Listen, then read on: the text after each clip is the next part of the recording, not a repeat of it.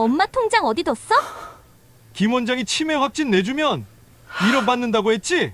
침대 밑에서 30분 저는 딸이 저를 1억에 파는 대화를 듣고 있었습니다. 72세 박정순입니다. 딸의 반지를 줍다가 침대 밑에 갇힌 그 순간 제 인생 최악의 배신을 목격하게 됐습니다. 지금부터 딸의 함정에서 벗어난 이야기를 들려드리겠습니다. 소중한 분들 구독과 좋아요 눌러주시면 오늘 하루 여러분께 큰 행운이 찾아올 겁니다. 그럼 시작합니다. 박정수는 딸 미영의 집 안방을 청소하고 있었죠. 72세의 나이에도 정순의 손놀림은 여전히 재빠르고 꼼꼼했습니다. 30년간 간호사로 일하며 몸에 밴 습관이었어요. 깨끗한 환경이 건강의 기본이라고 늘 믿어왔으니까요. 어머, 이 침대 밑은 또 얼마나 먼지가 쌓였을까? 정수는 무릎을 꿇고 침대 시트를 들어 올렸습니다. 역시나 먼지가 수북했죠. 걸레를 들고 열심히 닦던 중 침대 위 협탁에 놓여있던 미영의 결혼 반지가 걸레에 걸려 바닥으로 떨어졌습니다. 딸그락 또르르르. 반지는 그대로 침대 깊숙한 곳으로 굴러들어갔어요. 정순의 얼굴이 하얗게 질렸습니다. 심장이 쿵 내려앉는 느낌이었죠. 그 반지는 미영이 가장 아끼는 물건이었거든요. 5억 원이 넘는 다이아몬드 반지였습니다. 미영이 이 반지를 얼마나 아끼는지 잘 알기에 정순의 손끝이 차갑게 식어갔어요. 아이고, 큰일 났네. 어서 꺼내야 해. 정수는 서둘러 몸을 낮췄습니다. 침대 밑은 생각보다 좁았어요. 간신히 상체를 밀어넣고 손을 뻗었지만 반지는 닿지 않았습니다. 먼지가 코를 자극했지만 참아야 했죠. 조금 더 기어들어갔습니다. 무릎이 아프기 시작했지만 반지를 찾는 게 더 급했어요. 바로 그때였습니다. 쾅! 현관문이 거칠게 열리는 소리에 정순의 온몸이 얼어붙었습니다. 딸 미영과 사위의 목소리가 들려왔어요. 정순의 심장이 미친 듯이 뛰기 시작했죠. 가슴이 너무 세게 뛰어서 침대 바닥에 울릴까봐 겁이 났습니다. 이 모습을 들키면 안 됐습니다. 72세 노인이 침대 밑에 기어들어가 있는 모습이라니. 딸이 얼마나 한심하게 생각할까요? 벌써부터 미영의 짜증 섞인 목소리가 들리는 것 같았어요. 정수는 숨을 최대한 얕게 쉬었습니다. 먼지 때문에 재채기가 나올 것 같았지만 꾹 참았어요. 발소리가 안방으로 다가왔습니다. 정수는 눈을 질끈 감았어요. 제발 다른 방으로 가기를. 하지만 신은 정순의 기도를 들어주지 않았습니다. 여보, 엄마 통장이랑 도장 어디 뒀어? 미영의 날카로운 목소리에 정순의 눈이 번쩍 떠졌습니다. 엄마 통장? 내 통장을 왜 찾는 거지? 정순의 머릿속이 하얗게 변했어요. 불안감이 목구멍까지 차올랐습니다. 침대 서랍장 안에 있을 거야. 서류 작성 다 했어? 사위의 목소리는 평소보다 낮고 차가웠습니다. 정수는 온몸이 경직되는 걸 느꼈어요. 무언가 심상치 않은 기운이 감돌았죠. 등골이 서늘해지면서 식은 땀이 흘러내렸습니다.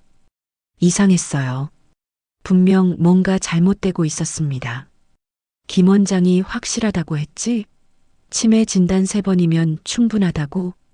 미영의 말에 정수는 숨이 멎는 듯 했습니다. 치매 진단? 머릿속에서 경보음이 울렸어요. 아니, 이건 뭔가 착각이겠지.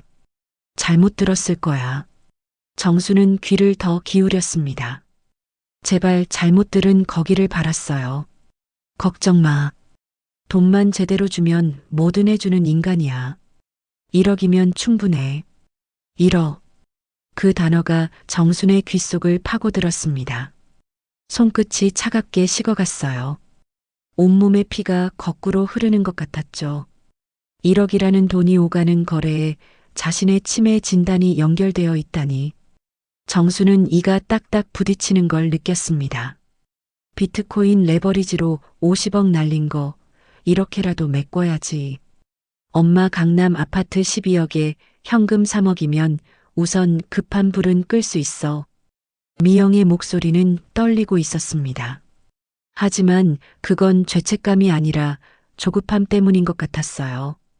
정순의 가슴이 찢어지는 듯 했습니다. 50억? 그 어마어마한 돈을 날렸다고? 그래서 내 재산을 노리는 거였어요. 30년간 밤낮 없이 일해서 모은 내 전 재산을. 실버케어센터 원장이 말했잖아. 신약 임상실험 참가비로 1억 주고 만약 실험 중에 사망하면 보험금 5억까지 받을 수 있다고. 사위의 말에 정수는 온몸이 떨리기 시작했습니다. 사망. 그 단어가 뇌리에 박혔어요. 딸이, 내 배 아파 낳은 딸이 내 죽음을 거래하고 있었습니다. 정순의 눈에서 눈물이 흘러내렸어요. 뜨거운 눈물이 볼을 타고 흘러 침대 밑 먼지와 섞였죠. 자신을 팔아넘기려는 거였어요. 친딸이 30년간 간호사로 일하며 피땀 흘려 모은 재산을 노리고 심지어 목숨까지 담보로 잡으려 하다니. 정수는 입술을 깨물었습니다. 피가 날 정도로 세게 물었어요. 비명이라도 지르고 싶었지만 참아야 했습니다. 엄마가 눈치챌까봐 걱정이야. 미영의 목소리에 잠깐의 망설임이 있었습니다. 정순의 가슴에 작은 희망이 피어올랐어요. 그래, 우리 딸이 아직 양심이 남아있구나. 제발, 제발 마음을 돌려다오. 눈치챌 리 없어. 우리가 잘 챙긴다고 하면서 병원 데려가면 돼. 김 원장이 치매 초기 증상이라고 설명하면 엄마도 믿을 거야. 사위의 말에 그 작은 희망마저 산산조각 났습니다. 정수는 절망감에 몸이 축 늘어졌어요. 딸이 자신을 얼마나 우습게 보는지 알 수 있었죠. 72세 노인은 쉽게 속일 수 있다고 생각하는 거였어요. 강원도 그 시설 정말 안전한 거 맞아? 휴대폰도 압수하고 외부 연락 완전 차단된다니까. 일주일만 버티면 돼. 그 약물들 노인들은 못 버틴대. 일주일. 정수는 주먹을 꽉 쥐었습니다. 분노와 절망이 동시에 밀려왔어요. 일주일이면 자신이 사라져도 아무도 모른다는 거였죠. 그 일주일 동안 무슨 일을 당할지 생각하니 온몸에 소름이 돋았습니다. 근데 정말 괜찮을까? 엄마한테 이러는 거. 미영의 목소리에 또 망설임이 묻어났습니다. 정수는 마지막 희망을 품었어요. 제발, 제발 딸아. 엄마를 생각해다오. 너를 어떻게 키웠는데. 지금 와서 무슨 소리야. 50억이야, 50억. 우리 인생 완전히 망했다고. 엄마 하나 희생하면 다시 시작할 수 있어. 사위의 고함에 정수는 몸을 움츠렸습니다. 희생. 자신이 희생양이 되는 거였어요. 그것도 딸의 선택으로. 정수는 이제 더 이상 눈물도 나오지 않았습니다. 가슴이 텅 비어버린 것 같았어요. 알았어, 알았어. 내일 당장 시작하자. 엄마한테 건강검진 받아야 한다고 하면 돼. 미영의 목소리는 이제 단호해졌습니다. 마지막 희망마저 사라지는 순간이었죠. 정수는 눈을 감았습니다. 차라리 이 모든 게 꿈이었으면 좋겠다고 생각했어요. 발소리가 멀어졌습니다.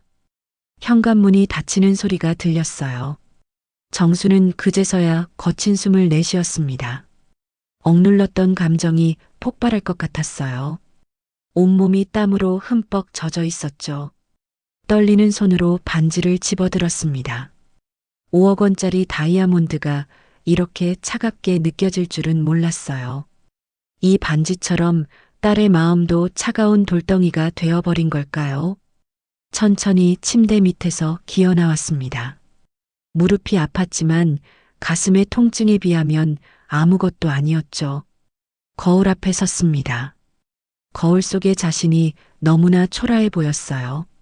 흰머리에 주름진 얼굴, 먼지를 뒤집어 쓴 초라한 72세 노인. 30년간 간호사로 일하며 남 살리는데 평생을 바쳤는데 정작 자신은 딸에게 1억 원짜리 실험쥐로 팔려가는 신세가 된 거였어요. 정수는 휴대폰을 꺼냈습니다. 화면을 보니 녹음이 계속되고 있었어요. 30분간의 대화가 고스란히 담겨 있었죠. 미영이 엄마 핸드폰 항상 녹음 상태로 두는 걸 까맣게 잊었나 봅니다. 치매 걱정한다면서 늘 녹음해 두라고 했던 게 딸 자신이었는데 말이죠. 운명의 장난 같았어요. 미영아, 내가 어떻게 이럴 수가 있니? 정수는 중얼거렸습니다. 목소리는 갈라지고 있었어요. 가슴 한편이 무너져 내리는 것 같았죠. 집을 나서며 정수는 결심했습니다. 가만히 당할 수는 없었어요. 30년 간호사 경력이 괜히 있는 게 아니었죠. 무엇보다 같은 아파트에 사는 최강식이 있었습니다.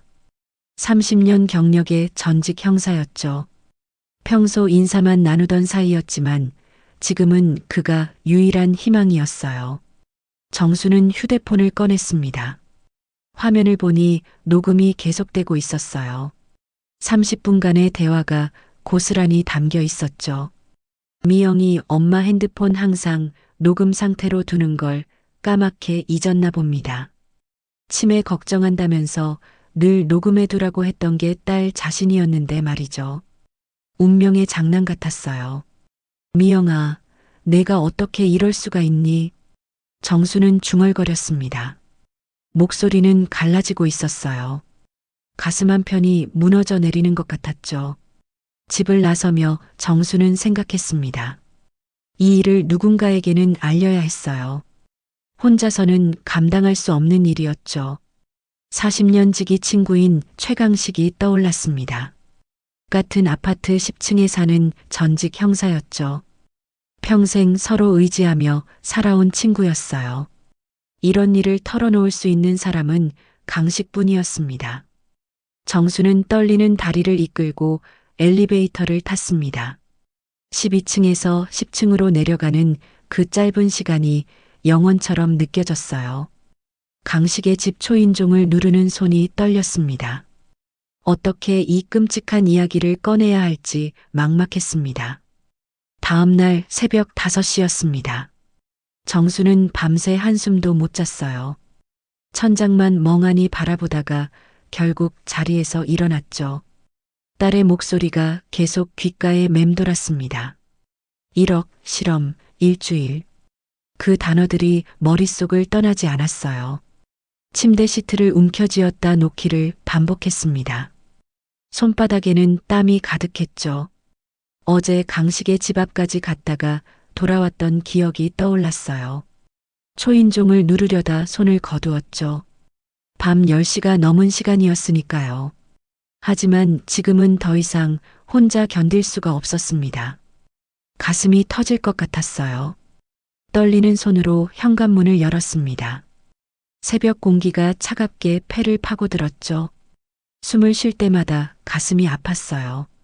딸의 배신이 칼처럼 심장을 찌르는 것 같았습니다. 엘리베이터를 타고 2층 아래로 내려갔습니다. 1005호 최강식의 집 앞에 섰어요. 새벽에 찾아가는 게 미안했지만 하루라도 빨리 대책을 세워야 했습니다. 내일이면 딸이 병원으로 데려갈 테니까요. 띵동.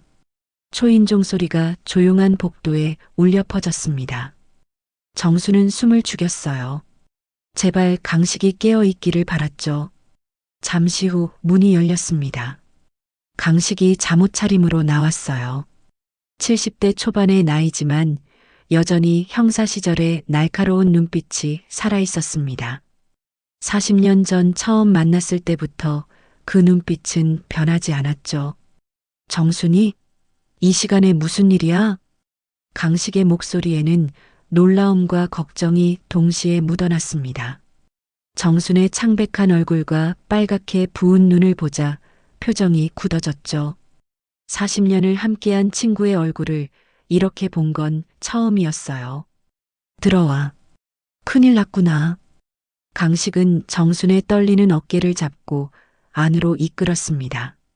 따뜻한 거실로 들어서자 정순의 눈에서 눈물이 쏟아졌어요.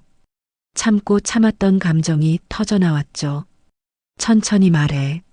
내가 있잖아. 강식이 정순을 소파에 앉히고 따뜻한 물을 한 잔 건넸습니다. 정순은 떨리는 손으로 컵을 받아들었어요. 따뜻한 온기가 손바닥을 타고 전해졌지만 마음의 추위는 가시지 않았죠. 강식아, 미영이가, 우리 미영이가. 정수는 말을 잇지 못했습니다. 목이 메어왔어요. 어떻게 이 끔찍한 이야기를 꺼내야 할지 막막했죠. 미영이가 어떻게 했어? 강식의 목소리는 차분했지만 눈빛은 예리했습니다. 30년 형사 생활로 단련된 직감이 심상치 않은 일임을 알려주고 있었어요. 정수는 휴대폰을 꺼냈습니다. 녹음 파일을 찾는 손가락이 떨렸어요. 이거 들어봐. 30분간의 녹음이 재생되기 시작했습니다. 딸 미영과 사위의 대화가 거실에 울려 퍼졌죠.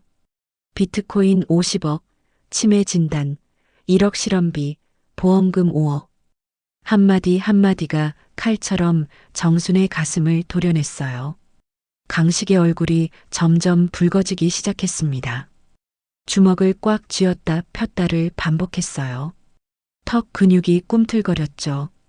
녹음이 절반쯤 진행됐을 때 강식이 벌떡 일어섰습니다. 이 나쁜 놈들. 강식의 고함에 정순이 깜짝 놀랐어요. 40년 동안 강식이 이렇게 화내는 걸 본 적이 없었거든요. 아내가 죽었을 때도 아들이 사업에 실패했을 때도 이렇게 분노하진 않았습니다. 녹음이 끝나자 강식은 깊은 한숨을 내쉬었습니다. 이마에는 땀이 맺혀 있었어요. 30년 형사 생활 중에 이렇게 악랄한 케이스는 처음이야. 친딸이 어머니를 팔다니. 강식의 목소리는 분노로 떨리고 있었어요. 정수는 그제야 참았던 울음을 터뜨렸습니다. 어떻게 내가 낳은 딸이 이럴 수가 있어? 내가 뭘 잘못 키웠길래.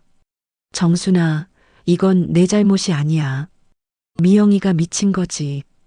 강식이 정순의 손을 꼭 잡았습니다.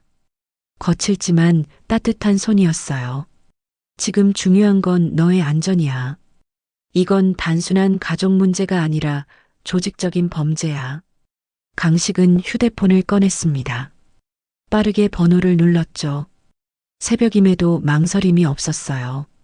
여보세요? 박 형사? 나야, 삼촌이다. 지금 당장 우리 집으로 와. 긴급한 사건이야. 전화를 끄는 강식이 정순을 바라봤습니다. 눈빛이 예전 형사 시절처럼 날카로워져 있었어요. 내 조카가 서울지방경찰청 강력계에 있어. 믿을 만한 놈이야. 최근에 노인 대상 범죄를 수사하고 있다고 했는데 이 사건과 연관이 있을 거야. 정수는 고개를 끄덕였습니다. 강식의 단호한 모습에 조금씩 안심이 되었어요. 혼자가 아니라는 사실이 위로가 되었죠.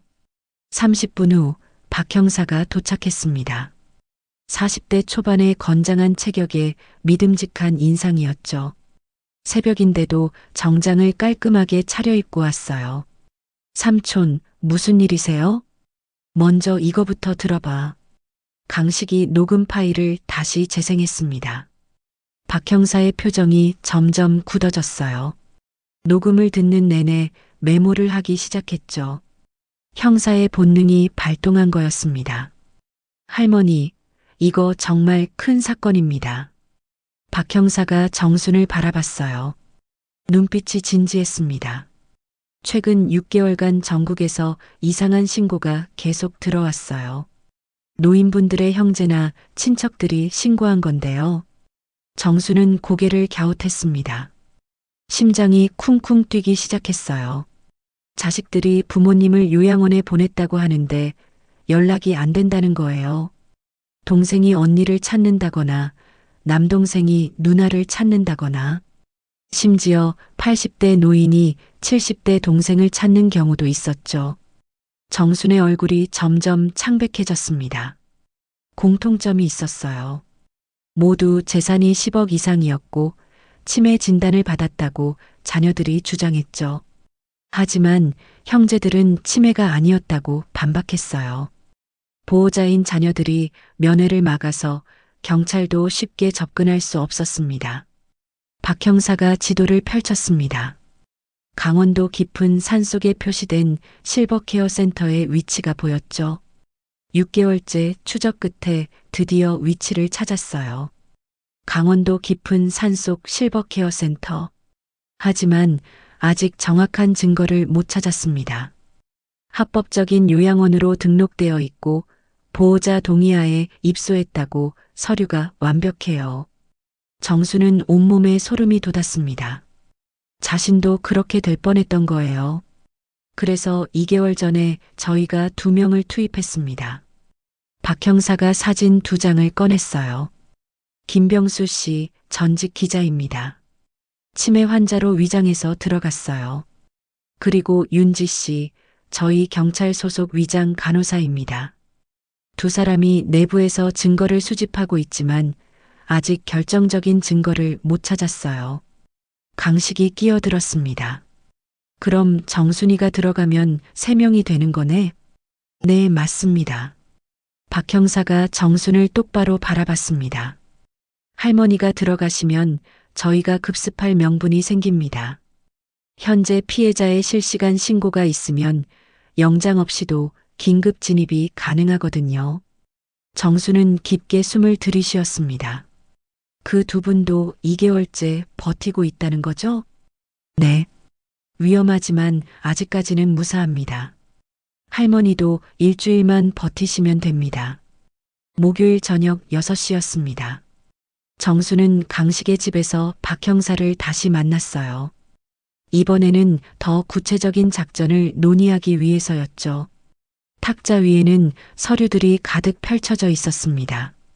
김원장 병원의 진료 기록, 실버케어 센터의 구조도, 그리고 실종된 노인들의 명단이었어요. 박 형사가 작은 봉투를 또 하나 꺼냈습니다. 할머니, 이건 정말 중요한 거예요. 활성탄 가루를 더 드릴게요. 매일 아침 공복에 1스푼씩 드세요. 그들이 투약할 약물의 흡수를 막아줄 겁니다. 정수는 봉투를 받아들었어요. 까만 가루가 들어있었죠. 30년 간호사 경력으로 활성탄이 얼마나 효과적인지 잘 알고 있었습니다. 약물 중독 환자들에게 응급처치로 사용하던 것이었어요. 어제 보여드린 김병수 씨와 윤지 씨 사진 잘 기억하고 계시죠? 김병수 씨는 60대 후반이고 윤지 씨는 30대 초반이에요. 절대 먼저 아는 척 하시면 안 됩니다. 정수는 고개를 끄덕였습니다. 어제 본 2사람의 얼굴이 머릿속에 선명했어요. 폭풍우가 온다는 암호 잊지 마시고 윤지 씨는 자연스럽게 접근할 거예요. 하지만 다른 간호사들 앞에서는 조심하세요. 박 형사가 서류를 한 장 건넸습니다. 내일 금요일부터 김원장 병원에 가실 거예요. 일부러 틀린 답을 하세요. 오늘 날짜를 물으면 모른다고 하고 계산 문제는 일부러 틀리세요. 강식이 정순의 손을 잡았습니다. 정순아, 연기를 잘해야 해. 진짜 치매 초기처럼 보여야 해. 정수는 깊게 숨을 들이쉬었어요. 평생 거짓말 한 번 제대로 못 해본 사람이 이런 큰 연기를 해야 한다니. 하지만 살아남으려면 해야 했죠. 금요일 아침 9시였습니다. 미영이 정순의 집으로 왔어요. 평소보다 더 다정한 표정을 지으며 들어왔죠. 그 가식적인 미소가 정순의 가슴을 아프게 했습니다. 엄마, 오늘 건강검진 받으러 가요. 정기검진 시기가 됐거든요. 미영의 목소리는 달콤했어요. 마치 꿀을 바른 것처럼 부드러웠죠. 하지만 정수는 그 속에 숨은 독을 알고 있었습니다. 건강검진? 난 괜찮은데. 정수는 일부러 의심스러운 표정을 지었어요. 엄마, 나이가 있으시잖아요. 정기적으로 검사받아야 해요. 특히 기억력 검사도 중요하대요. 미영이 정순의 팔을 잡았습니다. 그 손길이 차갑게 느껴졌어요. 딸의 손이 이렇게 차가웠던가요? 정수는 속으로 한숨을 삼켰습니다. 김원장 병원은 강남의 번화가에 있었습니다. 겉보기엔 평범한 신경과 병원이었어요. 하지만 정수는 알고 있었죠. 이곳이 노인들을 지옥으로 보내는 첫 관문이라는 것을. 대기실에는 노인들이 여럿 앉아 있었습니다. 다들 불안한 표정이었어요. 옆에는 자녀들이 앉아 있었죠. 정수는 그들이 혹시 자신과 같은 처지는 아닐까 생각했습니다. 저 노인들도 자녀에게 팔려가는 건 아닐까? 박정수님 들어오세요. 간호사가 정순을 불렀어요. 진료실로 들어가자 50대 중반의 의사가 앉아 있었습니다. 김 원장이었죠. 눈빛이 차갑고 계산적이었어요. 하얀 가운 아래 검은 마음이 숨어 있는 것 같았습니다. 어머니, 간단한 검사를 하겠습니다. 편하게 대답해 주세요. 김 원장의 목소리는 친절했지만 정수는 그 속에 거짓을 느낄 수 있었어요. 오늘이 며칠인지 아세요? 정수는 잠시 머뭇거렸습니다. 그리고 일부러 헷갈리는 표정을 지었어요. 화요일인가? 아니야, 수요일이던가. 미영이 옆에서 한숨을 쉬었습니다. 연기인 줄도 모르고 안타까워하는 표정이었죠. 정수는 속으로 비웃었어요. 딸아, 내가 원하는 대로 되고 있구나. 100에서 7을 빼면 얼마죠? 80. 아니, 93이요. 정수는 일부러 틀린 답을 했어요. 김 원장이 뭔가를 적기 시작했습니다. 아마도 치매 진단서를 작성하는 거겠죠. 이 그림을 보고 기억하세요. 김 원장이 3가지 그림을 보여줬어요. 나무, 시계, 연필이었죠. 정수는 집중하는 척했습니다. 이제 다시 말해보세요. 뭐였죠? 나무랑, 뭐였더라? 아, 컵이랑. 정수는 일부러 틀렸어요. 미영이 정순의 손을 잡았습니다. 그 손에서 안도감이 느껴졌어요. 딸은 정순이 진짜 치매에 걸렸다고 믿는 것 같았죠. 검사는 1시간 동안 계속됐습니다. 정수는 절반은 맞고 절반은 틀렸어요. 너무 많이 틀리면 의심받을 수 있으니까요. 적당히 초기 치매처럼 보이는 게 중요했죠. 검사 결과는 다음 주에 나옵니다. 다음 주 화요일에 다시 오세요. 김 원장이 미영을 보며 의미심장하게 고개를 끄덕였어요. 모든 게 계획대로 진행되고 있다는 신호였죠. 정수는 그 교환되는 눈빛을 놓치지 않았습니다. 집으로 돌아오는 차 안에서 미영이 말했습니다. 엄마, 요즘 깜빡깜빡하는 게 많으시죠? 괜찮아요. 나이 들면 다 그래요. 정수는 창밖을 바라봤어요. 딸의 거짓 위로가 비수처럼 가슴에 꽂혔습니다. 나이 들면 다 그렇다고? 그래서 1억에 팔아도 된다는 거니? 다음 주 화요일 2번째 병원 방문이었습니다. 이번엔 더 어려운 검사들이 기다리고 있었어요. 도형 그리기, 시계 그리기, 단어 기억하기. 정수는 더 많이 틀렸습니다. 치매가 진행되는 것처럼 보이기 위해서였죠. 어머니, 이 시계를 그려보세요. 11시 10분을 가리키도록요. 정수는 일부러 숫자를 잘못 배치했어요. 시계 바늘도 엉뚱한 곳을 가리키게 그렸죠. 간호사 시절 치매 환자들이 그렸던 그림을 떠올리며 비슷하게 그렸습니다. 김 원장이 미영에게 속삭였습니다. 초기 치매 증상이 맞는 것 같습니다. 한 번 더 검사해서 확진하겠습니다.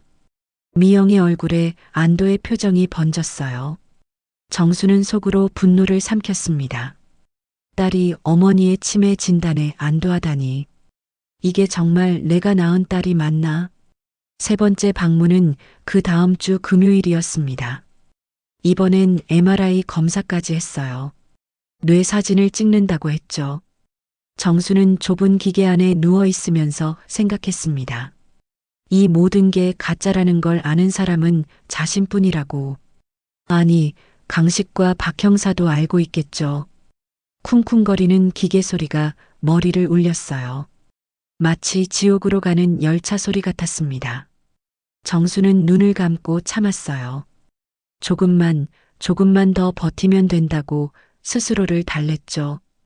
검사가 끝나고 김 원장이 최종 진단을 내렸습니다. 알츠하이머 초기입니다. 지금부터 관리를 시작해야 합니다. 미영이 눈물을 흘렸어요. 하지만 그건 슬픔의 눈물이 아니었죠. 안도의 눈물이었습니다. 계획대로 모든 게 진행되고 있으니까요. 정수는 그 눈물이 악어의 눈물처럼 보였어요.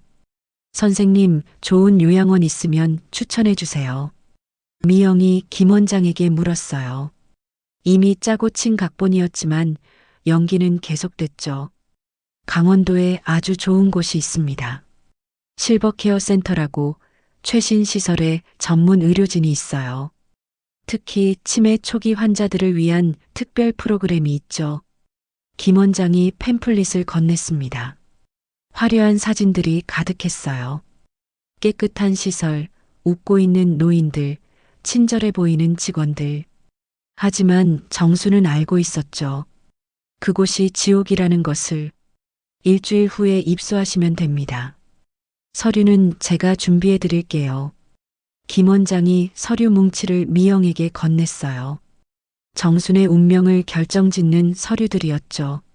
아마 그 안에는 실험 동의서도 들어있겠죠. 정순 대신 미영이 서명할 서류들. 집으로 돌아오는 길 미영이 말했습니다. 엄마, 잠깐 요양원에 가서 쉬다 오세요. 전문가들이 잘 돌봐드릴 거예요. 정수는 고개를 끄덕였어요. 반항하면 의심받을 수 있으니까요. 그래, 내가 그렇게 하라면 그래야지. 정순의 순순한 대답에 미영이 놀란 표정을 지었어요. 엄마가 이해해 주셔서 다행이에요. 일주일 후에 제가 모시고 갈게요. 미영이 정순을 집에 데려다주고 떠났습니다. 정수는 현관문을 닫고 무릎을 꿇었어요. 다리에 힘이 풀렸죠. 3주간의 연기가 끝났습니다. 온몸이 땀으로 젖어 있었어요. 휴대폰을 꺼내 강식에게 전화했어요. 강식아, 다 끝났어. 일주일 후에 입소해.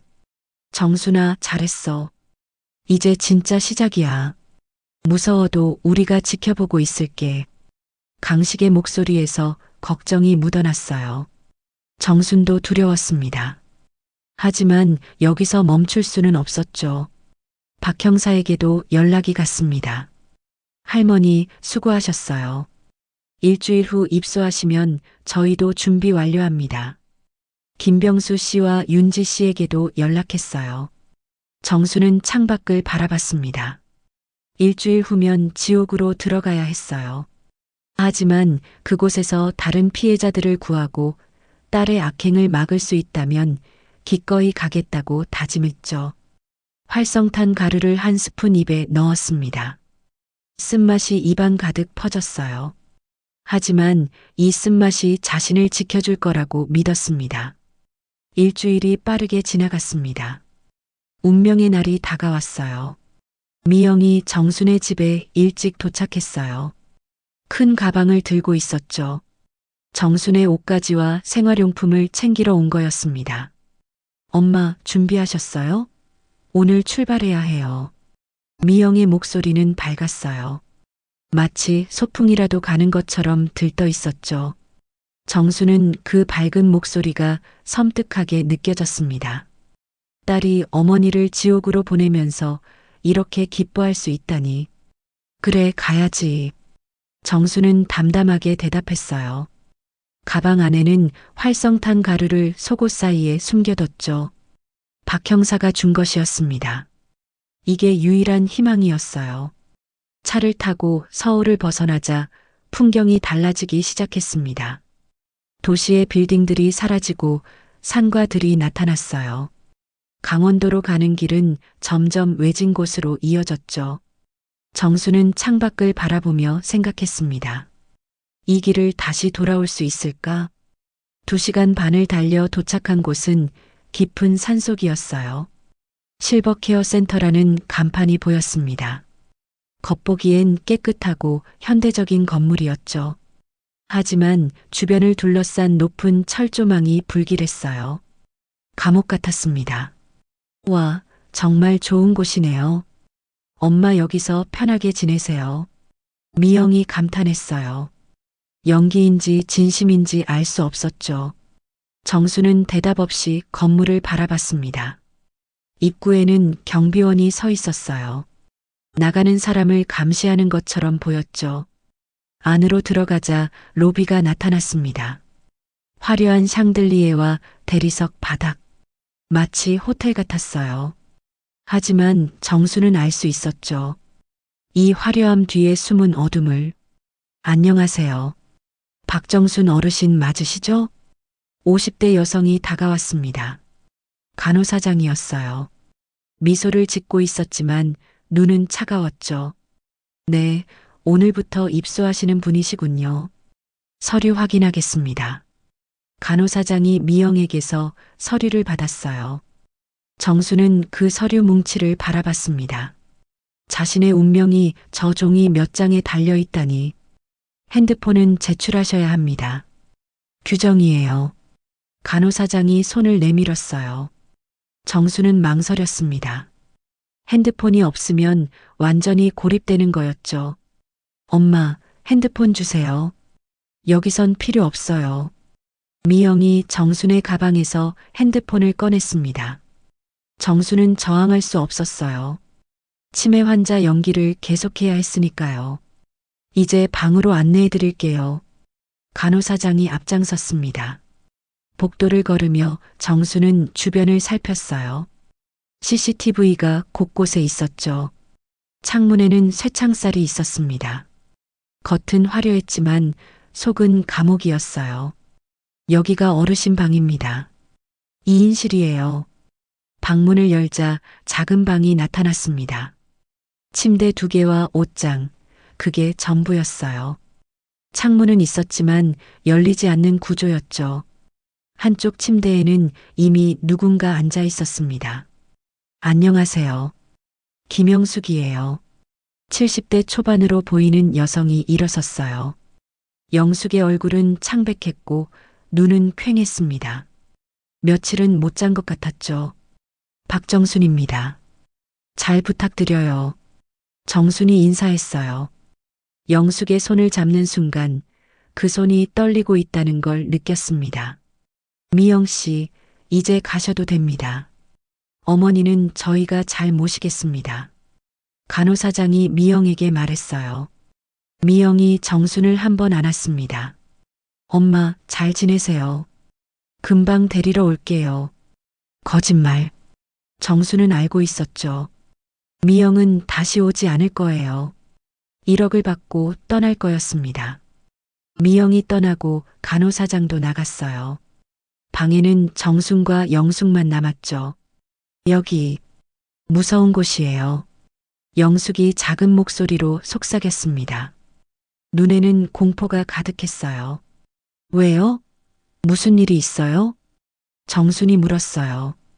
영숙이 주변을 살피더니 더 작은 목소리로 말했죠. 매일 약을 먹여요. 이상한 약이에요. 먹으면 어지럽고 토하고 어떤 사람들은 쓰러져서 다시 못 일어났어요. 정순의 심장이 빠르게 뛰기 시작했습니다. 박 형사가 말한 대로였어요. 언제부터 계셨어요? 일주일 됐어요. 아들이 데려다 줬어요. 치매라면서. 영숙의 눈에서 눈물이 흘렀습니다. 정수는 영숙의 손을 잡았어요. 같은 처지였죠. 자식에게 버림받은. 저녁 6시 식당으로 가는 시간이었습니다. 식당은 넓었어요. 노인들이 30명 정도 있었죠. 다들 멍한 표정이었습니다. 약물 때문인 것 같았어요. 정수는 주변을 살폈습니다. 김병수를 찾아야 했죠. 구석 테이블에 60대 후반의 남성이 앉아 있었어요. 혼자 조용히 밥을 먹고 있었죠. 정수는 그 옆에 앉았습니다. 날씨가 흐리네요. 폭풍우가 온다고 하던데요. 정순이 말을 걸었어요. 남자가 고개를 들었습니다. 눈빛이 반짝였죠. 아, 네.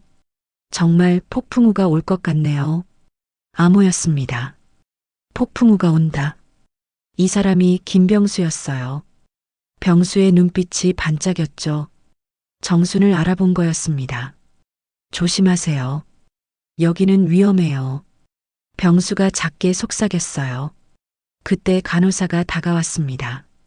30대 초반의 여성이었어요. 윤지였죠. 어르신, 약 드실 시간이에요. 윤지가 약을 건넸습니다. 작은 종이컵에 알약 3개가 들어 있었어요. 정수는 약을 받아들었습니다. 벤조디아제핀 계열이었죠. 고용량이었어요. 간호사 경력으로 한눈에 알 수 있었습니다. 정수는 약을 입에 넣는 척했어요. 혀 밑에 숨겼죠. 윤지가 눈짓으로 신호를 보냈습니다. 잘하고 있다는 뜻이었어요. 방으로 돌아와서 정수는 화장실에서 약을 뱉어냈습니다. 그리고 활성탄 가루를 한 스푼 먹었어요. 쓴맛이 났지만 참았죠. 약 안 먹었어요? 영숙이 놀란 눈으로 물었습니다. 먹으면 안 돼요. 위험한 약이에요. 정순이 대답했어요. 영숙의 눈이 커졌습니다. 어떻게 아세요? 저는 간호사였어요. 30년 동안. 영숙이 정순을 다시 봤어요. 희망이 생긴 표정이었죠. 그럼 저도 안 먹으면 되나요? 네, 혀 밑에 숨기세요. 나중에 뱉어내면 돼요. 정순이 방법을 알려줬어요. 영숙은 고개를 끄덕였습니다. 밤 10시 소등 시간이었습니다. 어둠 속에서 영숙이 말했어요. 고마워요. 혼자였으면 못 버텼을 거예요. 우리 서로 의지하며 버텨요. 곧 여기서 나갈 수 있을 거예요.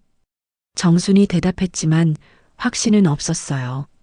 일주일을 버텨야 했죠. 박 형사가 올 때까지. 새벽 2시 정수는 잠에서 깼습니다. 복도에서 소리가 났어요. 누군가 끌려가는 소리였죠. 비명이 들렸다가 곧 조용해졌습니다. 정수는 이불을 끌어당겼어요. 무서웠습니다. 다음 날 아침 식당에 빈자리가 하나 있었어요. 어젯밤 끌려간 사람이었겠죠. 아무도 그 사람에 대해 묻지 않았습니다. 다들 알고 있었지만 침묵했어요. 병수가 정순 옆으로 왔습니다.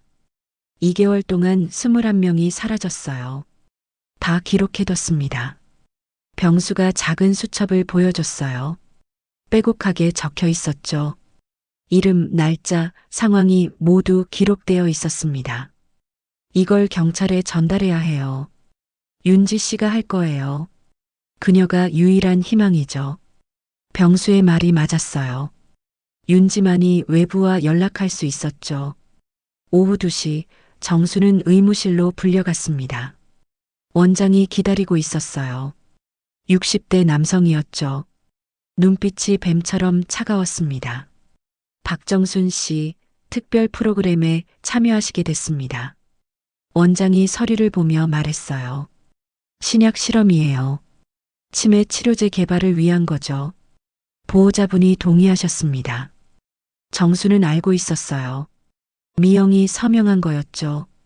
1억을 받고 오후 2시 정수는 영숙과 함께 휴게실에 있었습니다. 다른 노인들이 TV를 보고 있었어요. 다들 멍한 표정이었죠. 약물에 취해 있는 것 같았습니다. 저 사람들 다 약 먹은 거예요? 영숙이 작게 물었어요. 네, 그런 것 같아요. 우리는 절대 먹으면 안 돼요. 정순이 대답했습니다. 그때 병수가 옆으로 왔어요. 내일 도서실에서 만나요. 오후 3시에 병수가 속삭이고 지나갔습니다. 뭔가 중요한 정보가 있는 것 같았어요. 저녁 식사 후 방으로 돌아온 정수는 영숙과 이야기를 나눴습니다. 영숙 씨는 어떻게 여기 오게 됐어요? 아들이 제약회사 연구원이에요. 갑자기 치매라면서 여기 데려왔죠. 영숙의 눈에 눈물이 고였어요. 남편 없이 혼자 키웠는데 이렇게 버릴 줄은 몰랐어요. 정수는 영숙의 손을 잡았습니다. 같은 아픔을 가진 동지였죠. 밤이 깊어갈수록 두려움이 커졌습니다. 앞으로 6일을 더 버텨야 했으니까요. 둘째 날 아침 6시였습니다. 기상방송 소리에 정수는 눈을 떴어요. 첫날 밤을 버텼다는 안도감과 동시에 앞으로 6일을 더 버텨야 한다는 두려움이 밀려왔습니다. 옆 침대를 보니 영숙이 몸을 웅크리고 있었어요. 잠든 게 아니라 깨어 있으면서도 일어나기 싫어하는 것 같았죠. 영숙 씨, 괜찮아요? 정순이 조용히 물었습니다. 영숙이 천천히 몸을 돌렸어요. 눈가가 퉁퉁 부어 있었죠. 밤새 울었나 봅니다. 꿈을 꿨어요. 아들이 날 데리러 온 꿈. 엄마 미안하다고, 다시는 이런 일 없을 거라고. 영숙의 목소리가 떨렸어요. 정수는 영숙의 손을 잡았습니다. 차가운 손이었어요. 꿈이 아니라 현실이 될 거예요. 곧 여기서 나갈 수 있을 거예요. 정수는 확신 없는 위로를 했습니다. 하지만 영숙을 위해서라도 희망적으로 말해야 했어요. 아침 식당으로 가는 복도는 음산했습니다. 형광등이 깜빡거렸고 벽에는 곰팡이 자국이 있었어요. 어제는 너무 긴장해서 못 봤던 것들이 이제야 눈에 들어왔죠. 이곳은 겉만 화려한 감옥이었습니다. 식당에 들어서자 정수는 본능적으로 주변을 살폈어요. 30년 간호사 생활로 단련된 관찰력이 발동했죠. 간호사 4명, CCTV 6대, 비상구 2개. 하지만 비상구는 잠겨 있었어요. 밖에서만 열리는 구조였죠. 약 드세요. 윤지가 다가왔습니다. 정수는 윤지의 눈을 바라봤어요. 뭔가 말하고 싶은 게 있는 것 같았지만 다른 간호사들이 지켜보고 있었죠. 정수는 약을 받아 입에 넣는 척했습니다. 어제 연습한 대로 혀 밑에 숨겼어요. 윤지가 물컵을 건네며 작게 속삭였습니다. 오후 2시 혈압 측정 시간에 의무실로 오세요. 정수는 물을 마시며 고개를 살짝 끄덕였어요.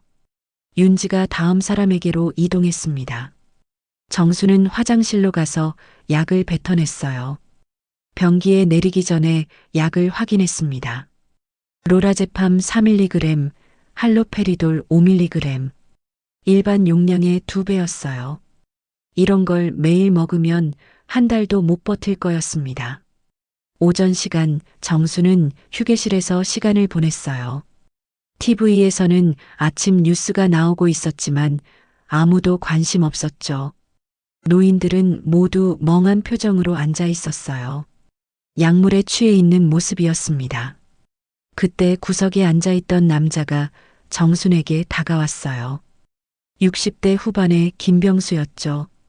어제 식당에서 암호를 확인한 사람이었습니다. 날씨가 참 좋네요. 병수가 평범하게 말을 걸었어요.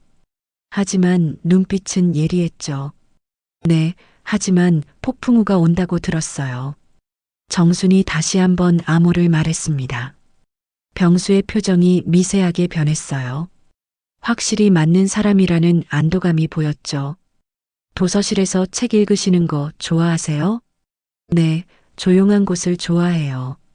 오후 3시에 2층 도서실로 오세요. 보여드릴 게 있어요. 병수가 자연스럽게 자리를 떴습니다. 정수는 가슴이 두근거렸어요.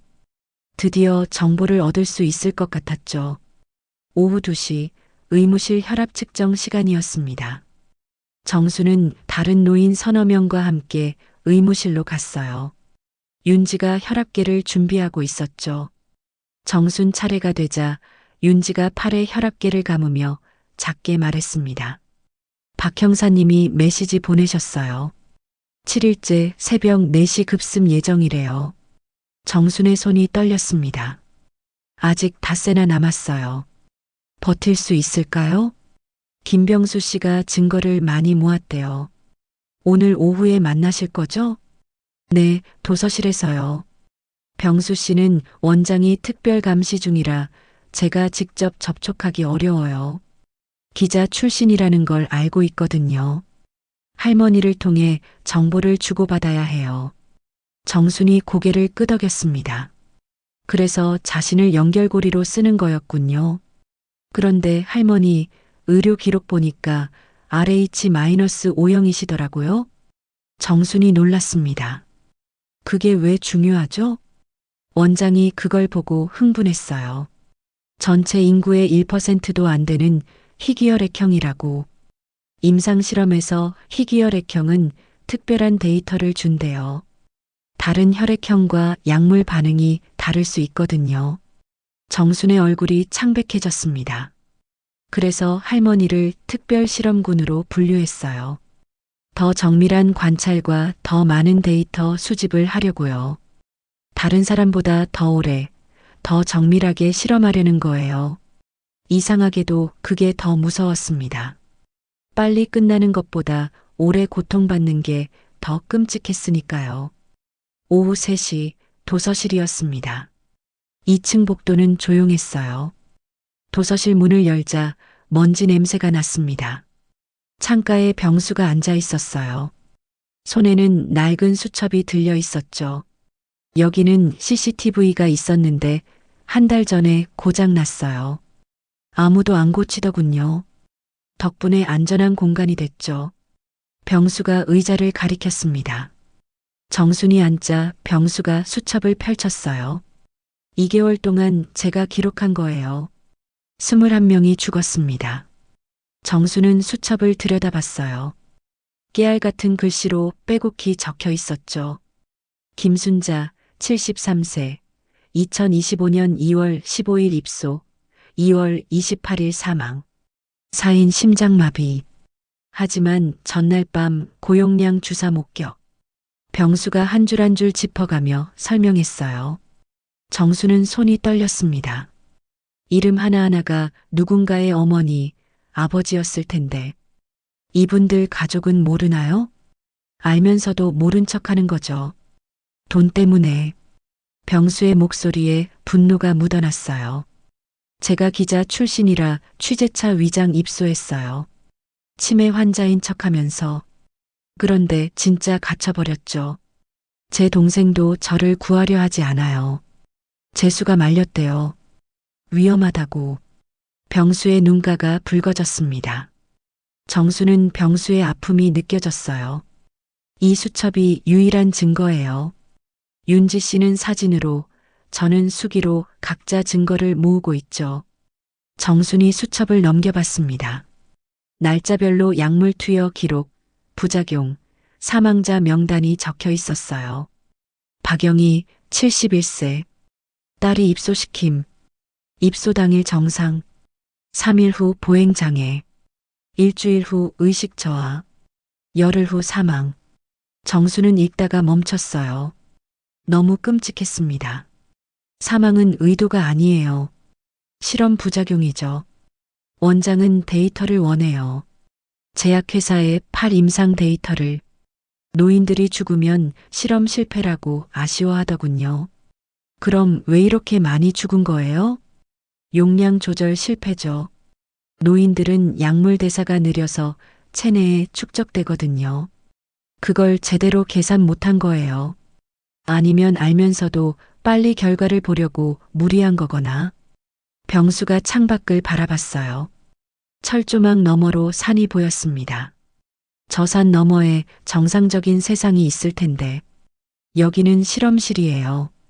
우리는 실험용 쥐고. 정수는 병수의 절망이 느껴졌어요. 2개월 동안 혼자 이 모든 걸 목격하고 기록했다니. 포기하지 마세요. 곧 끝날 거예요. 윤지 씨가 그러던가요? 경찰이 온다고? 네, 7일째 새벽에요. 병수의 눈에 희망이 생겼어요. 하지만 곧 걱정스러운 표정으로 바뀌었죠. 그때까지 살아있을 수 있을까요? 원장이 뭔가 눈치챈 것 같아요. 어제 제 방을 수색했어요. 다행히 수첩은 화장실 천장에 숨겨뒀지만 정순도 불안했습니다. 하지만 희망을 잃으면 안 됐어요. 우리가 서로 도우면 버틸 수 있어요. 병수가 고개를 끄덕였습니다. 그리고 수첩을 정순에게 건넸어요. 이걸 맡아주세요. 저보다는 할머니가 더 안전할 것 같아요. 원장이 저를 의심하고 있으니까. 정수는 수첩을 받아들었습니다. 묵직한 무게가 느껴졌어요. 21명의 죽음이 기록된 증거였으니까요. 저녁 식사 후 방으로 돌아온 정수는 영숙과 이야기를 나눴습니다. 오늘 하루도 버텼네요. 영숙이 지친 목소리로 말했어요. 영숙 씨, 내일부터 제가 약 받는 걸 도와줄게요. 혀 밑에 숨기는 방법을 알려드릴게요. 정말요? 고마워요. 혼자서는 무서워서. 정수는 영숙의 손을 잡았습니다. 같은 처지의 동지였으니까요. 앞으로 닷새 꼭 함께 버텨야 했습니다. 셋째 날 아침 6시였습니다. 정수는 영숙보다 먼저 일어났어요. 오늘은 영숙에게 약 숨기는 방법을 제대로 가르쳐야 했습니다. 어제 병수에게 받은 수첩은 베개 속에 숨겨뒀죠. 21명의 죽음이 기록된 그 수첩이 무거운 책임감으로 다가왔어요. 영숙 씨, 일어나세요. 아침 먹으러 가기 전에 연습해야 해요. 영숙이 눈을 떴습니다. 어제보다는 나아 보였지만 여전히 불안해 보였어요. 약을 혀 밑에 숨기는 거예요. 이렇게. 정순이 사탕으로 시범을 보였습니다. 혀를 살짝 들어 올려 그 밑 공간에 숨기는 방법이었죠. 물 마시는 척하면서 약은 그대로 두고 물만 삼키세요. 간호사가 지나가면 화장실 가서 뱉으면 돼요. 영숙이 따라해봤습니다. 처음엔 어색했지만 몇 번 연습하니 자연스러워졌어요. 식당에서 약을 받을 때였습니다. 영숙이 정순이 가르쳐준 대로 약을 혀 밑에 숨겼어요. 간호사가 지나가자 물을 마시는 척했죠. 정수는 안도의 한숨을 쉬었습니다. 영숙이 해냈어요. 그런데 간호사장이 갑자기 다가왔습니다.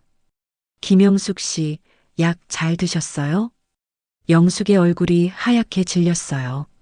정순이 재빨리 끼어들었습니다. 네, 제가 봤어요.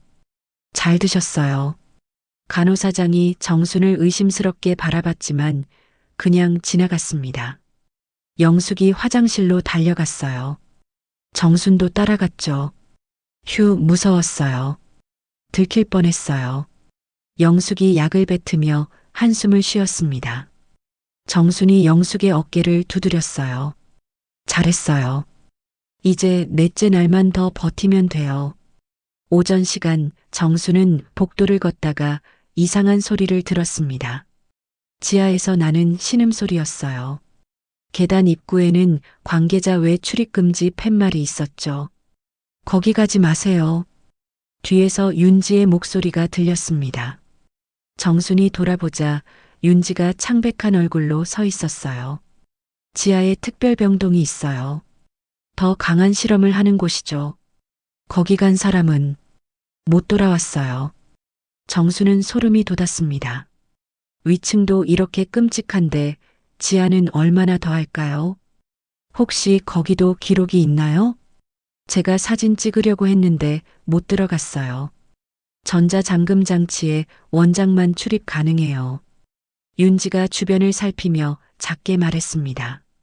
박 형사님께 보고했더니 그것도 수사 대상이래요. 급습 때 확인한다고. 점심시간 정수는 병수를 다시 만났습니다. 군의 산책로에서였어요. CCTV는 있었지만 오디오는 없는 곳이었죠. 수첩은 잘 숨기셨어요? 네, 안전한 곳에 뒀어요. 정순이 대답했습니다. 병수가 안도의 표정을 지었어요. 어젯밤에 또 한 명이 지하로 끌려갔어요. 박 할아버지라고 80대 분이었는데 병수의 목소리가 떨렸습니다. 정순도 어젯밤 소리를 들었던 게 생각났어요. 그분도 희귀혈 액형이었대요. AB형 RH- 원장이 특별히 관심을 가졌다고 정순의 가슴이 철렁했습니다. 자신도 희귀혈액형이니까요. 넷째 날 아침이었습니다. 원장이 직접 회진을 왔어요.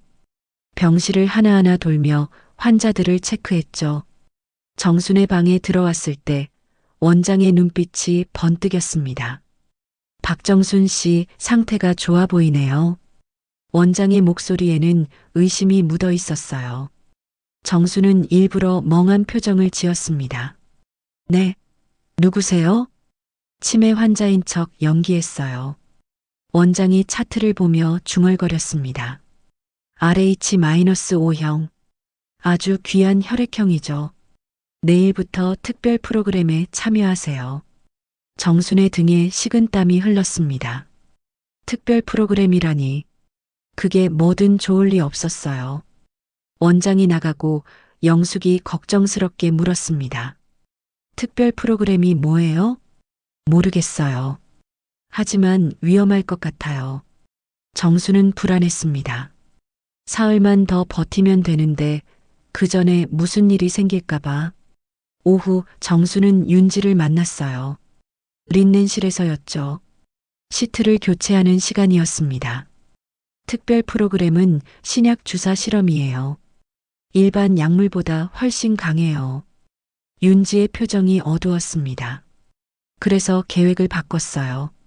박 형사님이 내일 밤으로 앞당기려고 하세요. 하지만 아직 확정은 아니에요. 정순의 가슴이 뛰었습니다. 내일 밤이라니. 하루만 버티면 될지도 모른다는 희망이 생겼어요. 김병수 씨와 영숙 씨에게도 알려야 해요. 제가 병수 씨께는 전달할게요. 영숙 씨는 할머니가 알려주세요. 그날 저녁 정수는 영숙에게 속삭였습니다. 내일 밤에 끝날지도 몰라요. 경찰이 올 거예요. 영숙의 눈이 반짝였습니다. 정말요? 정말 내일이면. 확실하진 않지만 가능성이 있어요. 오늘 밤만 잘 버티면 돼요. 두 사람은 손을 꼭 잡았습니다. 희망의 끈을 놓지 않으려고요.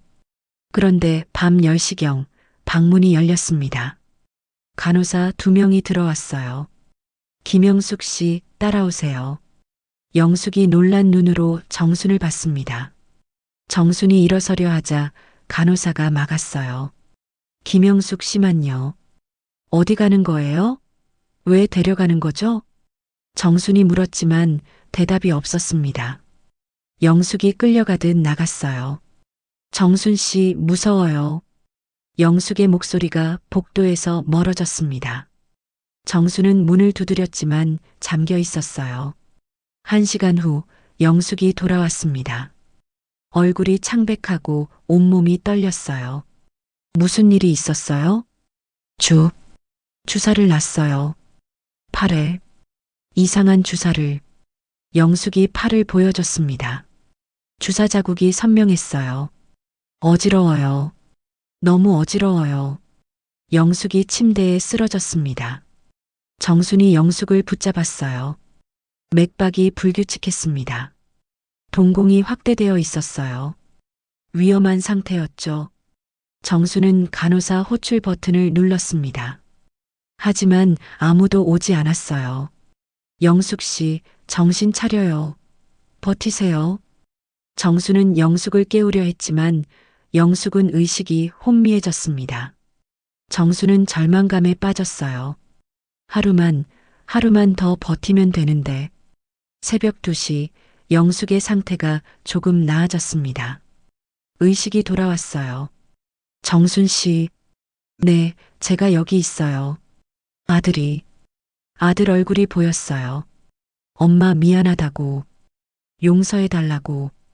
영숙이 헛소리를 했습니다. 약물 때문인 것 같았어요. 이제 곧 끝나요. 내일이면 여기서 나갈 수 있어요. 정수는 영숙의 손을 꼭 잡고 있었습니다. 제발 내일까지만 버텨달라고 기도하면서. 5째 날 아침 6시였습니다. 정수는 한숨도 못 자고 영숙을 지켜봤어요. 영숙은 간신히 잠들어 있었지만 얼굴은 여전히 창백했죠. 어젯밤 맞은 주사의 부작용이 아직 남아있는 것 같았습니다. 영숙 씨, 일어날 수 있어요? 정순이 조심스럽게 흔들었어요. 영숙이 천천히 눈을 떴습니다. 초점이 흐릿했어요. 정순 씨, 어지러워요. 영숙의 목소리가 약했습니다. 정순은 영숙을 부축해서 일으켰어요. 아침 식사 시간, 영숙은 거의 먹지 못했어요. 손이 떨려서 숟가락도 제대로 들 수 없었죠. 정순이 대신 먹여줬습니다. 그때 원장이 식당으로 들어왔습니다. 뒤에는 간호사장과 의사 한 명이 따라왔죠. 원장의 시선이 정순에게 고정됐어요. 박정순 씨, 식사 후에 의무실로 오세요. 특별 프로그램 시작입니다. 정순의 심장이 쿵 내려앉았습니다. 오전 9시 의무실이었습니다. 정순은 의무실 침대에 누워 있었어요. 팔에는 링거줄이 연결되어 있었죠. 원장이 직접 관찰하고 있었습니다. 이건 새로운 알츠하이머 치료제예요. RH-5형의 반응을 관찰해야 합니다. 간호사가 주사기를 링거줄에 연결했어요. 투명한 약물이 혈관으로 들어오기 시작했죠. 처음엔 아무 느낌이 없었어요. 하지만 5분이 지나자 어지러움이 시작됐습니다. 세상이 빙글빙글 돌았어요. 구토감이 올라왔죠. 혈압 160, 맥박 120. 반응이 예상보다 강합니다. 간호사가 수치를 불렀어요.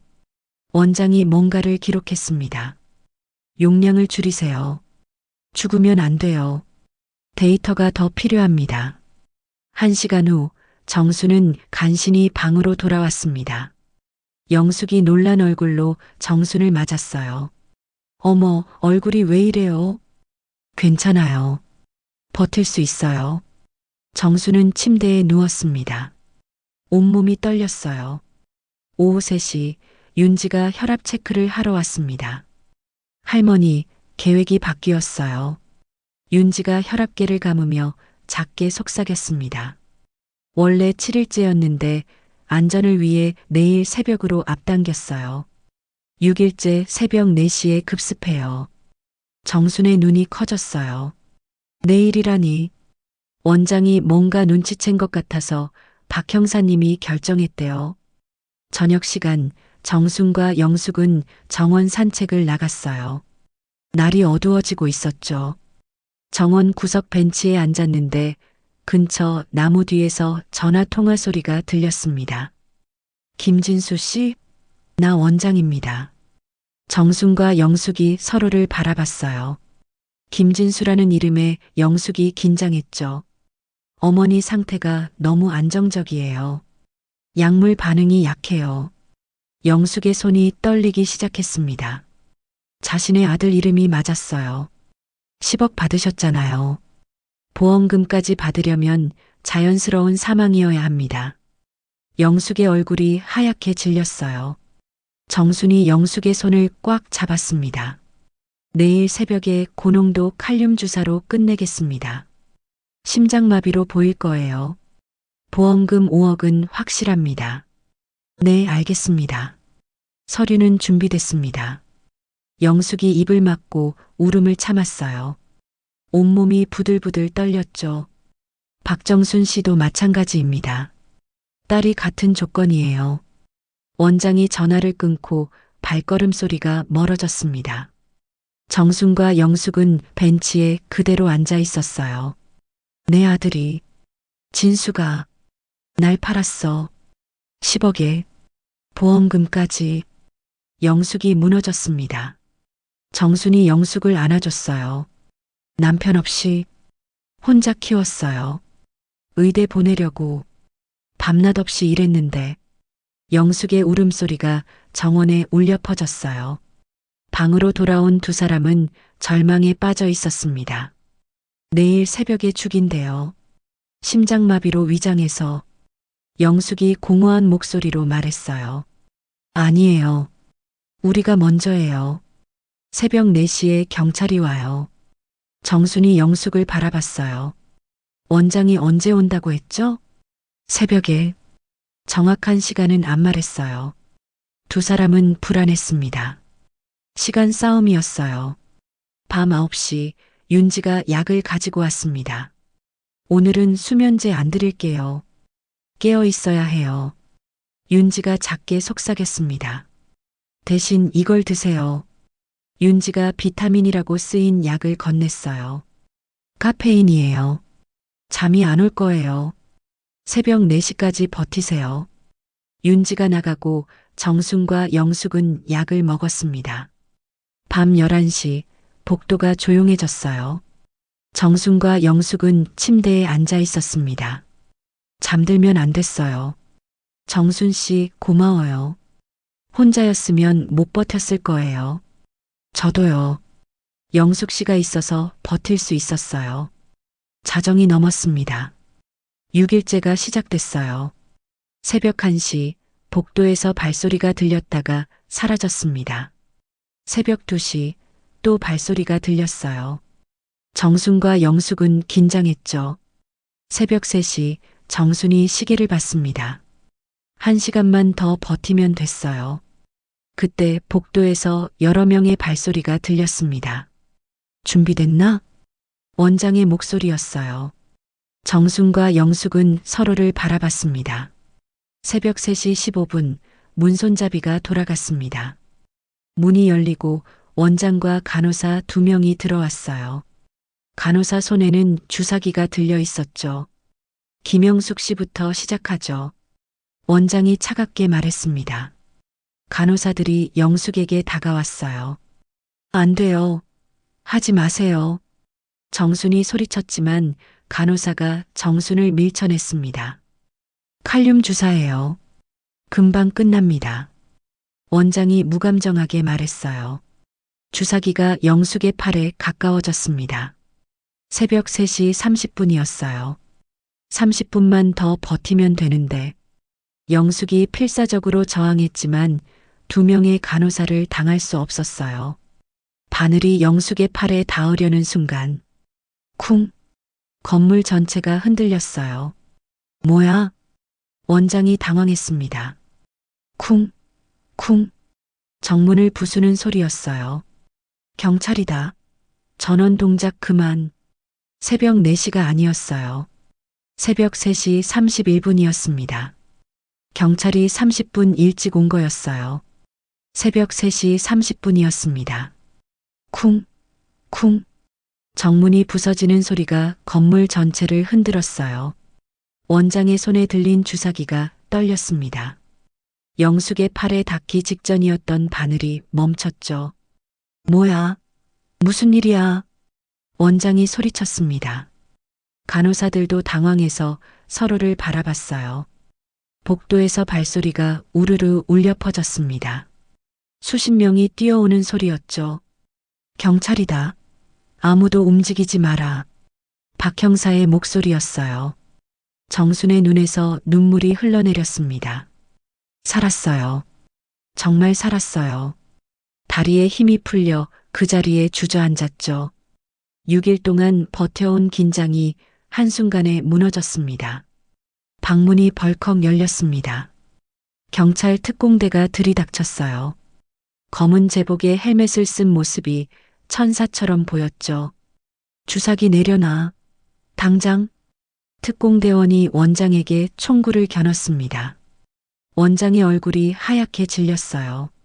떨리는 손으로 주사기를 바닥에 떨어뜨렸죠. 손 머리 위로 올려.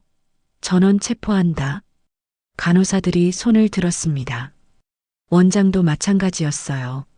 박 형사가 방으로 들어왔습니다. 정순과 영숙을 보자 안도의 표정을 지었어요. 할머니, 괜찮으세요? 네, 네, 살았어요.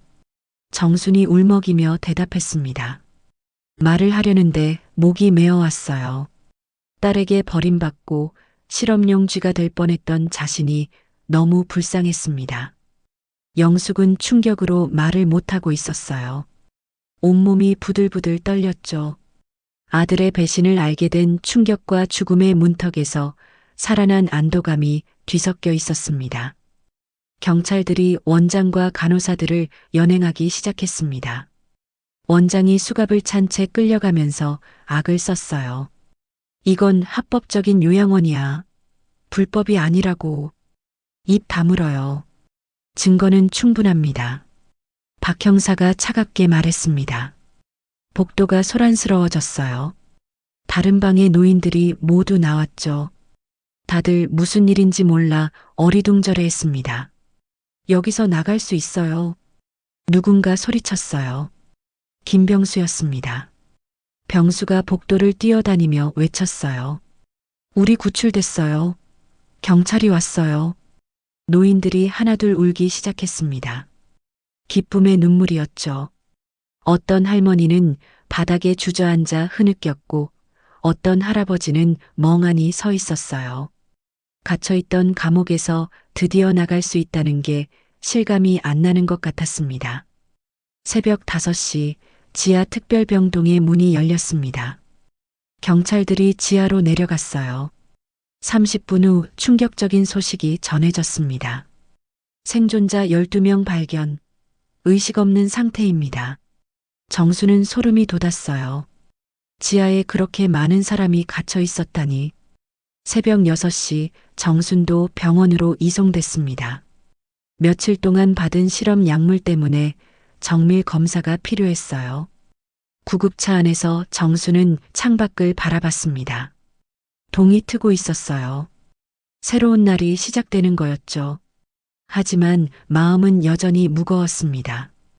딸 미영이 자신을 팔았다는 사실이 가슴에 박혀 있었어요. 오전 9시 경찰이 병원으로 찾아왔습니다. 할머니, 진술이 필요합니다. 괜찮으시면 잠깐 이야기 좀 들려주세요. 정수는 고개를 끄덕였어요. 침대 밑에서 들은 딸의 대화부터 시작해서 6일 동안의 모든 일을 자세히 말했습니다. 딸이, 미영이가 저를 1억에 팔았어요. 말하면서도 믿기지 않았어요. 내가 낳고 키운 딸이 어떻게 그럴 수 있을까요? 정수는 말을 하다가 울음을 터뜨렸습니다. 비트코인 투자로 50억을 잃었대요. 그래서 저를. 경찰이 조용히 기다려줬어요. 정수는 손등으로 눈물을 닦으며 계속 말했습니다. 오후 2시 박 형사가 다시 찾아왔습니다. 할머니, 이제 미영 씨와 사위를 체포하러 갑니다. 증거가 충분해서 구속영장이 발부됐어요. 정순의 가슴이 복잡했어요. 미영이 어디 있나요? 집에 있습니다. 아직 할머니가 구출된 걸 모르는 것 같아요. 오후 3시 서울 강남의 한 아파트였습니다. 미영은 거실 소파에 앉아 휴대폰을 보고 있었어요. 원장에게서 연락이 오기를 기다리는 중이었죠. 여보, 왜 연락이 없지? 새벽에 끝낸다고 했는데. 사위 재호가 짜증스럽게 말했습니다. 원장이 일 처리가 좀 느려. 곧 연락 오겠지. 그때 초인종이 울렸습니다. 누구세요? 경찰입니다. 미영이 문을 열자 경찰 6명이 들어왔습니다. 뭐야? 여기가 왜? 사위가 거만하게 물었어요. 박미영 씨, 이재호 씨, 노인학대 및 사기, 살인미수 혐의로 체포합니다. 미영이 코웃음을 쳤습니다. 뭐라고요? 살인미수? 당신들 지금 무슨 소리 하는 거예요? 실버케어센터 불법 인체 실험 사건입니다. 불법? 어디가 불법이에요? 우리는 정식 계약서에 서명했어요. 요양원에 모신 것뿐이라고요. 미영이 목소리를 높였어요. 어머니를 1억에 팔고 보험금을 노린 겁니다. 팔다니, 그건 정당한 참갑이에요. 임상실험 참갑이. 합법이라고요. 사위가 끼어들었습니다. 우리가 보호자로서 정당한 권리를 행사한 거예요. 치매 환자를 요양원에 보낸 게 죄예요? 가짜 치매 진단이었습니다. 가짜? 김 원장이 진단했어요. 의사가 진단한 걸 우리가 어떻게 알아요? 우리는 믿었을 뿐이에요. 미영이 뻔뻔하게 대답했어요. 경찰이 수갑을 꺼냈습니다. 손대지 마. 우리 변호사 부를 거야. 이거 불법 체포야. 사위가 소리쳤어요. 저항하면 공무집행방해 추가됩니다. 이거 봐요. 우리 엄마가 동의했어요. 요양원 가겠다고 했다고요. 치매 환자는 보호자가 결정하는 거 맞잖아요. 미영이 계속 우겼어요. 수갑이 채워졌습니다. 그제야 미영의 표정이 조금 변했어요. 엄마가 살아있는 거예요? 네, 오늘 새벽 구출했습니다. 그래도 우리는 몰랐어요. 원장이 치료한다고 했어요. 최신 치료법이라고. 우리는 속은 거라고요. 끝까지 발뺌하는 미영과 사위. 엄마를 위해서 한 일이에요. 치매 치료를 위해서. 우리가 무슨 죄예요?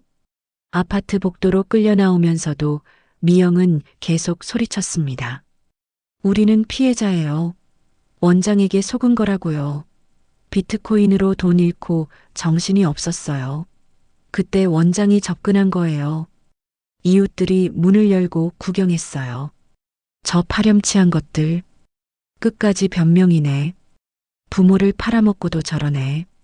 경찰차에 타면서도 사위는 계속 떠들었어요. 고소할 거야. 불법 체포야. 우리는 아무 잘못 없어. 서류 다 합법적이라고. 오후 5시 병원에서 박 형사가 정순에게 보고했습니다. 미영 씨가 끝까지 합법이라고 우기고 있습니다.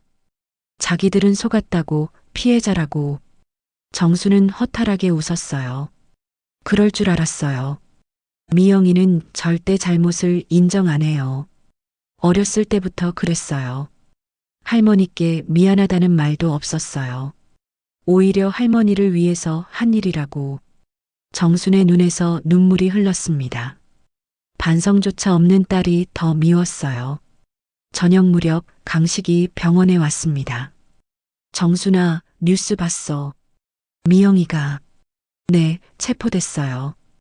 끝까지 자기는 잘못 없대요. 강식이 정순의 손을 잡았어요.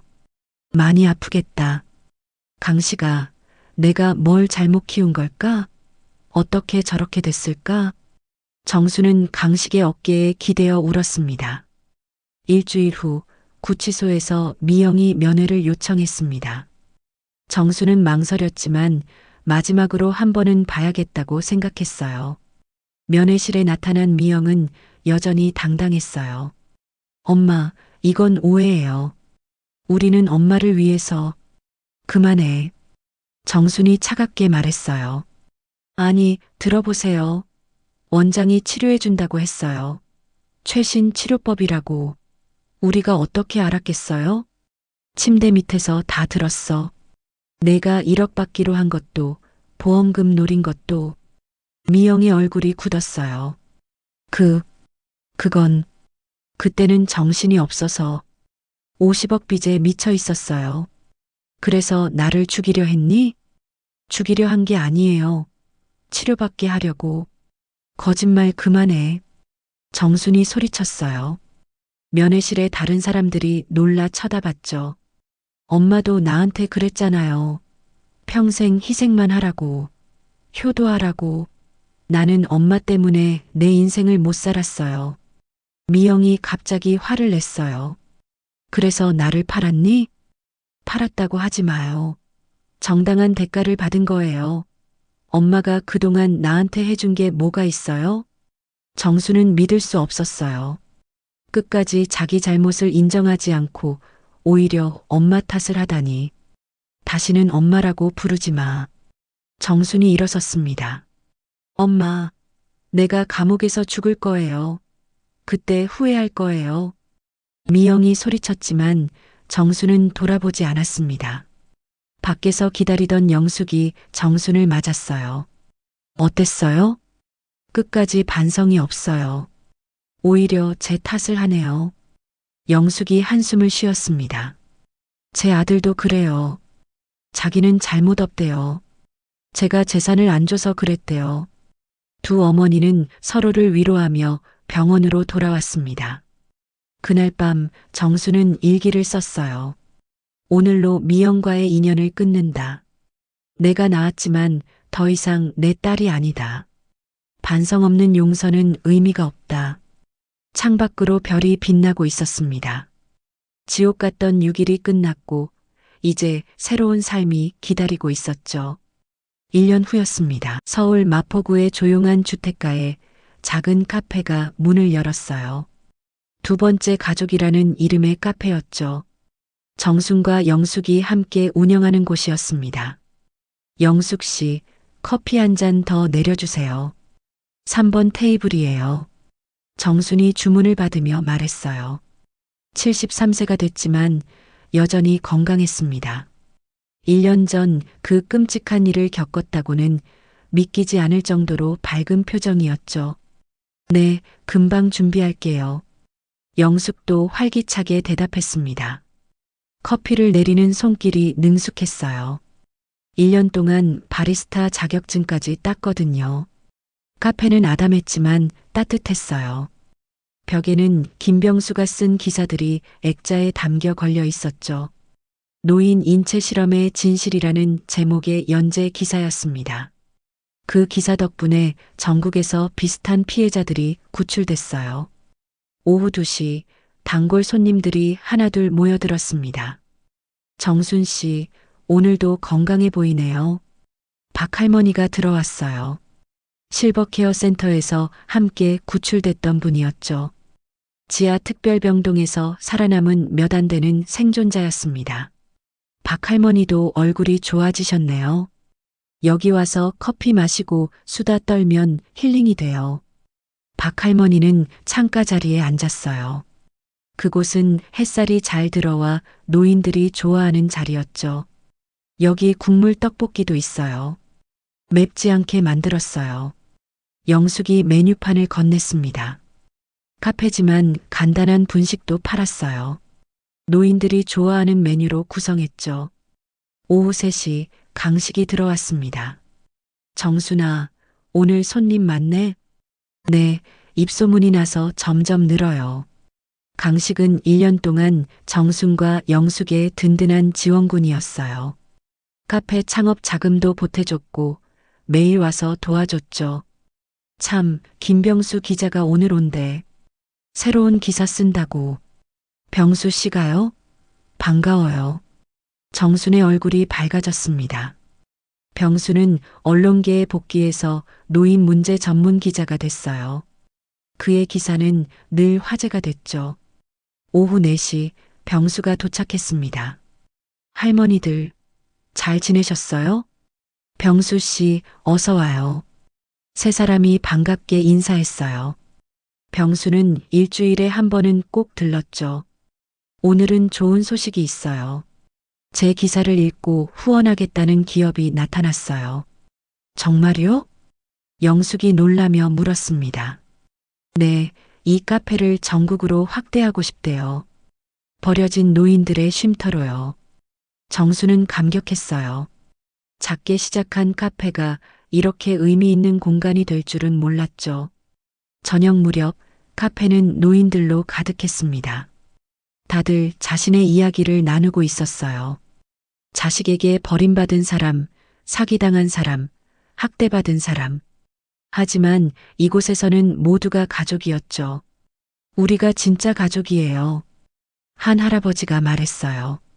피는 물보다 진하다지만 정은 피보다 진해요. 모두가 고개를 끄덕였습니다. 밤 9시 카페 문을 닫을 시간이었어요. 정순, 영숙, 강식은 함께 정리를 했습니다. 오늘도 수고했어요. 내일은 더 많은 분들이 오실 것 같아요. 좋은 일이죠. 외로운 노인들이 갈 곳이 생긴 거니까. 세 사람은 서로를 바라보며 웃었어요. 그때 정순의 휴대폰이 울렸습니다. 모르는 번호였어요. 여보세요? 엄마. 미영의 목소리였습니다. 교도소에서 전화한 거였어요. 정수는 잠시 말을 잃었습니다. 뭐야? 엄마, 제가 정말 잘못했어요. 1년 동안 매일 후회했어요.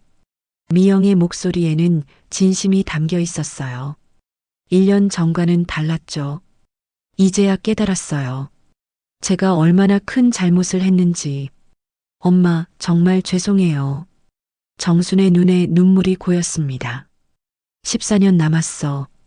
그동안 진짜 반성해. 네, 엄마. 꼭 반성할게요.